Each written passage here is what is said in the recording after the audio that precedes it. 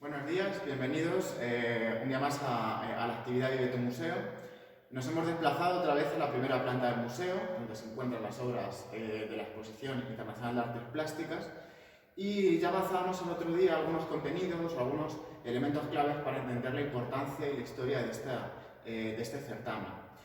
Hablábamos de que durante varias décadas sucesivas esta exposición fue pasando de categoría local a provincial, a regional, nacional hasta internacional. En el estudio, en la evolución histórica que se hace de esta exposición, realizado por Amelia Ruiz a raíz de su tesis doctoral y que es un trabajo que se encuentra publicado actualmente, un libro editado por el Ayuntamiento, hace una reflexión sobre las distintas lecturas que se pueden sacar de esta exposición, de su importancia histórica, desde el punto de vista de los jurados que componían la exposición, desde el punto de vista de las técnicas, cómo evolucionan de las técnicas más tradicionales a cómo se van incorporando otras técnicas más modernas, estilo collage, nuevas temáticas. También desde el punto de vista de los artistas, cómo va ampliándose la nómina de artistas desde la categoría local a la regional y se va ampliando a la nacional, cómo cambian los ciclos de influencias, los círculos de influencias, Madrid, Valencia, paulatinamente conforme va evolucionando esta exposición. Quizás uno de los aspectos más importantes de la exposición de artes plásticas sea esa transversalidad que tiene su historia. Podemos coger cualquier tema y analizarlo a lo largo de los años. Cuando nos planteábamos ayer a qué dedicar el reportaje de hoy, en un primer momento y buscando esas señas de identidad de la región, de Castilla-La Mancha, intentamos hacer una aproximación a raíz de la exposición del cuadro de Gregorio Prieto, buscar elementos identitarios de Castilla-La Mancha que se pueden encontrar en las distintas obras de la exposición. Nos llevamos un poco de chasco porque no podemos hacer una lectura identitaria de la colección. A excepción del cuadro de Gregorio Prieto, el que tengo detrás de los molinos de viento, otro cuadro de Gloria Merino sobre la vuelta del campo y algún paisaje de Isidro Parra, es difícil hablar de una identidad castellano-manchega en el fondo pictórico de la exposición de artes plásticas. Pero al hacer ese análisis, al hacer esa búsqueda de la identidad manchega, sí que nos dimos cuenta de otras cosas, como por ejemplo que durante los primeros años, durante los años 40 y fundamentalmente en los 50, cuando el premio era todavía tenía un carácter provincial, tenemos una serie de elementos muy anclados en lo rural, fundamentalmente en el paisaje y en el paisanaje, desde bodegones, paisajes de pueblos pequeños, como el cuadro de Redondela que veremos a continuación. Vamos a plantear un recorrido a continuación por esos paisajes.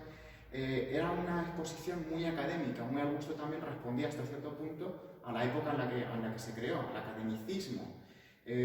Pintura de retrato, el desnudo, bodegón, paisaje, muy anclado en lo figurativo, aunque en determinado momento aparezcan rasgos de abstracción o una figuración abstractante, pero cosas muy puntuales. Es una exposición muy académica. Hasta los años 90 no podemos encontrar una abstracción como tal, y geométrica hasta cierto punto. Esa es una de las peculiaridades de esta exposición. Como decía, al hacer esa búsqueda de una lectura transversal de las obras premiadas, por cierto, no están todas expuestas, tenemos un depósito de obras de arte donde están colocados en los peines. Piensen que 80 años de exposición de artes plásticas no se puede mostrar por completo en el espacio en el que disponemos, es prácticamente imposible. Así que a lo largo de los años, se han ido sacando unas obras de los depósitos y metiendo otras para darle visibilidad a esos otros premios. La última, aproximadamente hace 4 o 5 meses, se hizo un replanteamiento sobre todo de los últimos años para exponer obra que llevaba tiempo en el depósito. Bien, como iba diciendo que me enredo, lo que nos planteamos en esta revisión de la exposición, nos dimos cuenta que hay una constante que es la presencia del paisaje. Un paisaje que a través de esa lectura del paisaje podemos ver también la evolución de lo provincial, de lo rural, de lo que está anclado en el territorio, a cómo se van filtrando otras imágenes del paisaje ya urbano conforme vamos avanzando la década de los 80, los 90 y sobre todo en el presente siglo. Paisajes que incluso llegan a ahondar en lo metafísico y que rompen las fronteras de lo nacional y bueno, pues de golpe nos trasladamos a un fiordo noruego. Lo que vamos a hacer es un repaso sobre cómo ha ido evolucionando ese paisaje a lo largo de los años. Y lo que voy a hacer es, para no restar protagonismo a las propias obras, voy a desaparecer, como dice mi compañera Gloria, de plano, y de hecho lo que voy a hacer es coger directamente la cámara y manipularla yo y ir explicando algunas de las sensaciones que se proyectan a través de este recorrido. Así que paso por detrás. Bueno, pues aquí estoy otra vez, lo mismo me viene con un poco más de claridad. Bueno, como les decía, comenzamos ese recorrido por un momento en el que todavía los premios tienen un carácter provincial, regional. Bueno, el de Gregorio Prieto no hace falta más comentarios, más allá de lo que ya comentábamos el otro día en la lectura de Los Molinos de Consuegra, una obra del 52, pero dentro de este mismo periodo, bueno, pues encontramos obras también como esta de Úbeda, de Agustín Úbeda, el cuadro Se va la tarde, Cuando se va la tarde, perdón. Como vemos, es un paisaje, pues, entre lo rural, entre la imagen de una población núcleo rural, que podríamos identificar incluso con esas torres, con esos chapiteles, por incluso recordarnos a una vista de San Carlos del Valle. De hecho, tenemos una de San Carlos del Valle en la planta baja del museo. Y bueno, Agustín Úbeda aquí con lo que juega es sobre todo con los colores. Voy a acercar un poco más para que se vea con claridad. Son unos tonos muy cálidos los que le otorga a esa línea de horizonte, y exactamente igual que hablábamos en el caso de Gregorio Prieto, sin llegar a la plasticidad, a esa pintura tan matérica, pero sí que vemos elementos de textura a través de la pincelada. Bien, es la imagen de un atardecer y, bueno, pues quiere expresar ya no solamente es un paisaje emotivo, busca producir un sentimiento a través de la representación por la utilización de esos colores cálidos. Y es pues como si estuviéramos subidos al alto del cerro, asomados a un edificio alto y viéramos, bueno, pues todas las cubiertas de los tejados que tenemos justo enfrente. Puede ser también una imagen de Madrid, de toda la arquitectura herreriana, de los pináculos herrerianos que tienen algunas iglesias de la zona centro de Madrid. Bueno, si seguimos el recorrido por el museo, bueno, encontramos otros paisajes, en este caso paisaje con paisanaje, con personas en la Plaza del Pueblo, en este caso de Agustín Redondela, como comentaba antes. Bueno, es una vista urbana, pero con cierto toque rural, es como de centro histórico, con edificio porticado, con columnas de piedra, las mujeres en la parte de abajo, con esos tocados. Además, también una pintura con muchos empastes, que de hecho, si nos acercáramos mucho a alguna de ellas, tendría hasta cierto carácter astralizante, como si fuera una pintura abstracta. Y cuando nos retiramos, bueno, pues la vista recompondría esa imagen. Otros paisajes que tenemos también en esta zona, bueno, he de decir que nos estamos trasladando ya a los años 50. En este aspecto, bueno, sí que vemos algunas de esas características de la pintura académica, bueno, un desnudo académico de Guijarro, y en este caso, bueno, pues tenemos un paisaje que lo podríamos relacionar con la Escuela de Vallecas. Es de Francisco Arias Álvarez, paisaje de sierra, también una pintura muy matérica, una pincelada muy pastosa, muy cargada de pintura, es un óleo sobre lienzo.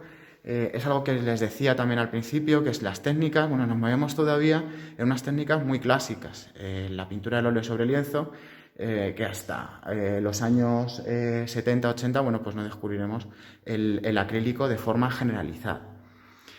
Bueno, Benjamín Palencia fue uno de los principales, de los que introducen en la pintura del paisaje en la Escuela de Vallecas, fue uno de las influencias más importantes de esta escuela, y bueno, pues en este caso de la pintura de Álvarez, bueno, pues de Arias, perdón, sería mostraría esa influencia, esa pintura.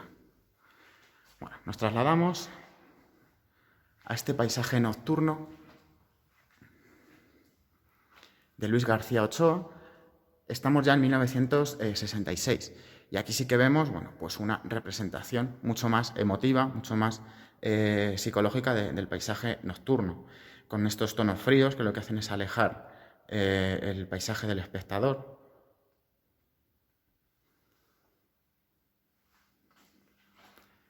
Y si continuamos, bueno, aquí vamos a encontrar, bueno, no es en sí un paisaje, es una pintura de Gloria Merino, el que les decía la vuelta del campo, y aunque no deja de ser una temática cotidiana, bueno, anclada en la Mancha, en la tradición manchega, pero sí que tenemos, bueno, al fondo una vista de un paisaje, en este caso rural, de un pueblo, con una arquitectura típica, bueno, pues de casas encaladas, rejas, el zócalo colonial.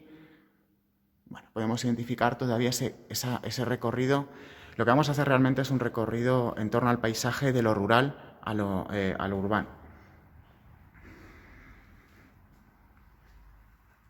Aquí tenemos otra de las obras que representa un paisaje, en este caso de Isidro Parra. Y bueno, es uno de los que podríamos identificar como uno de los elementos identitarios de La Mancha.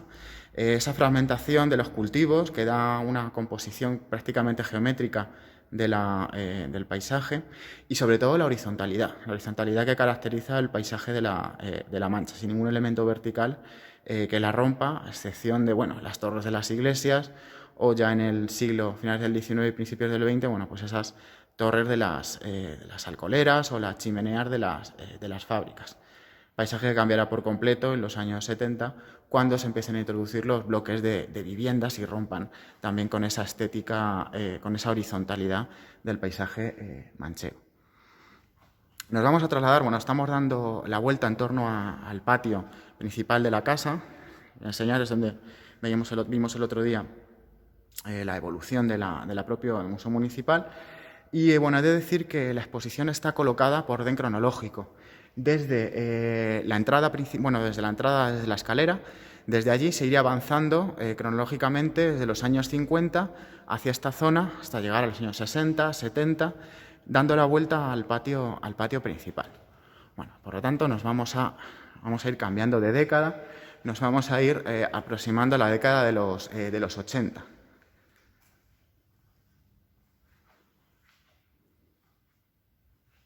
Me voy a detener justo en este punto, y tampoco quiero desvelar porque probablemente sea objeto de otra actividad no muy lejana. Aquí tenemos, bueno, una de las primeras representaciones de un paisaje urbano tal y como lo concebimos hoy el día. En este caso, a ver, no es una imagen de la periferia de una ciudad o de los tejados de una ciudad, sino que es un interior. Es el interior de una estación de metro. Bueno, la obra de Martín Ballesteros, entre Foster y Gehry, lo que nos está representando, bueno, es el diseño arquitectónico de una gran ciudad, con un dibujo, como vemos en esa mesa, del Guggenheim y, bueno, la propia estación de metro.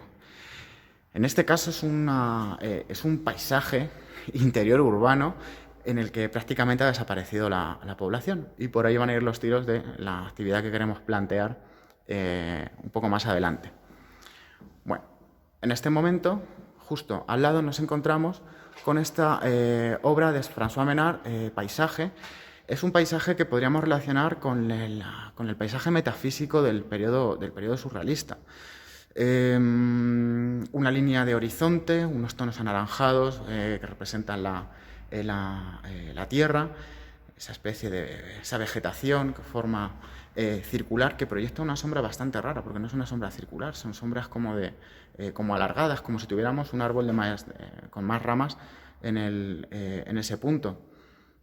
Bueno, hasta este punto, si cogiéramos así una imagen más próxima, podría ser como si estuviéramos viendo el cerro de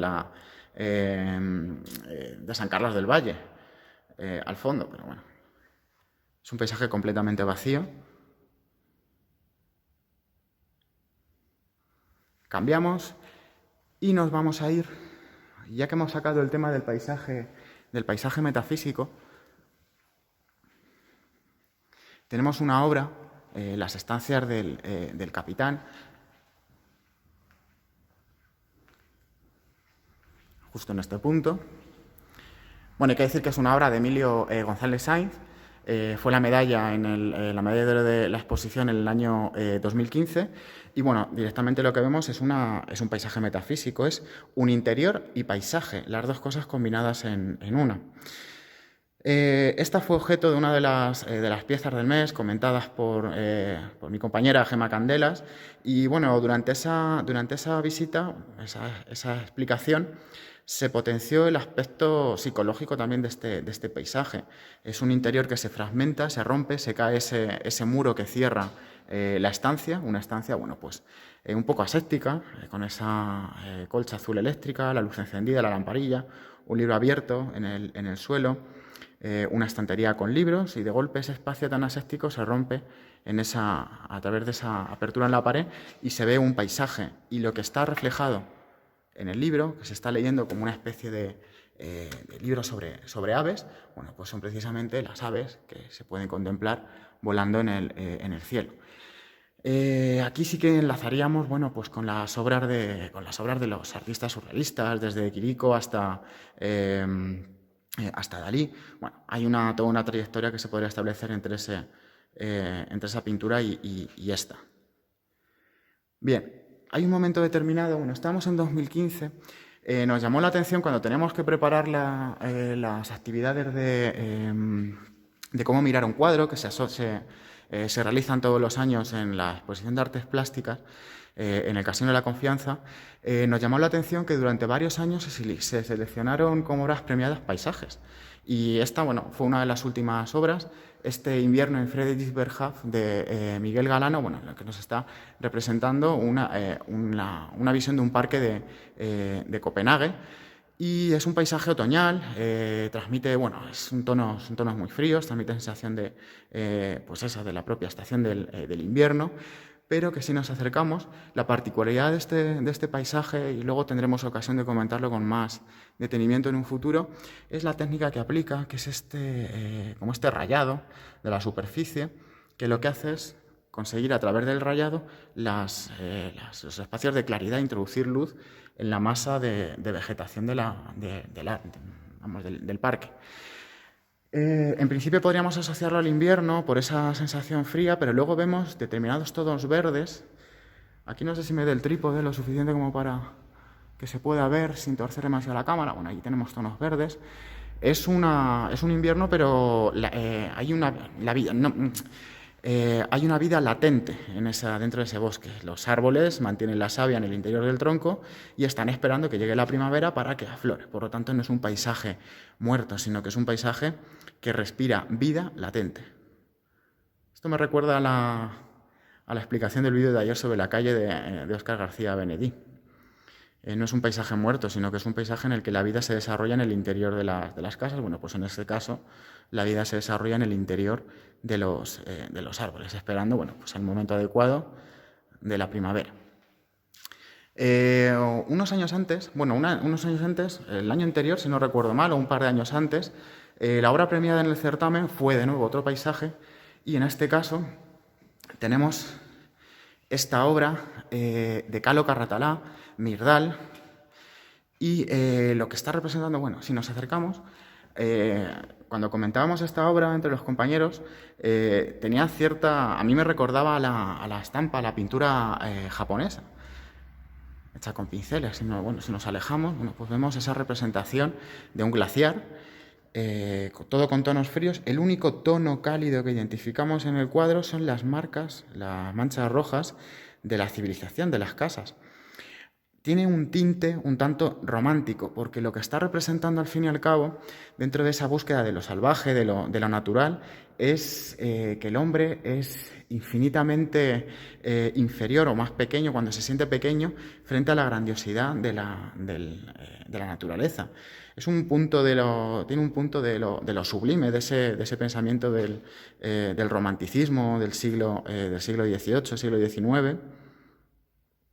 Un poco Friedrich, aunque hablando de Friedrich, nos vamos a otra obra que particularmente a mí me recuerda mucho a una de las obras de Friedrich, concretamente esta, no en el color, pero sí en la composición. Les invito a ver la obra de, bueno, en este caso es Aitor Lajarín, de la serie Lost, es premiada en el 2011, y hay un encuadre muy parecido de una obra de Friedrich en la que se ve una mujer asomándose al acantilado y mostrando esa sensación de lo terrible, de lo sublime, del romanticismo, una mujer asomándose, bueno, pues un acantilado que le supera en grandeza, en inmensidad.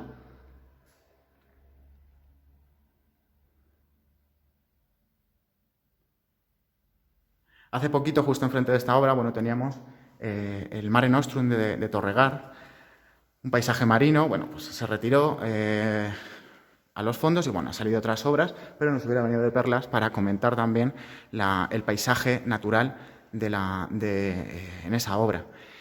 Y en este caso me gustaría cerrar con esta obra, bueno, me voy a acercar primero para que la vean, de Tania Blanco, de To The Nucleus, la medalla del año 2013.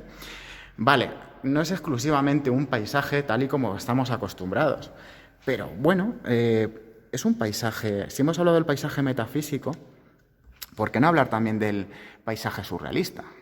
En este caso tiene una concepción paisajística porque los elementos, todos esos elementos de la vida orgánica se distribuyen en la superficie con cierta composición paisajística, como si estuvieran dando una vuelta en torno a un espacio plano. A mí me recuerda al Carnaval de Arlequín, a las obras de Miró, en la que los elementos se movían dentro de un espacio.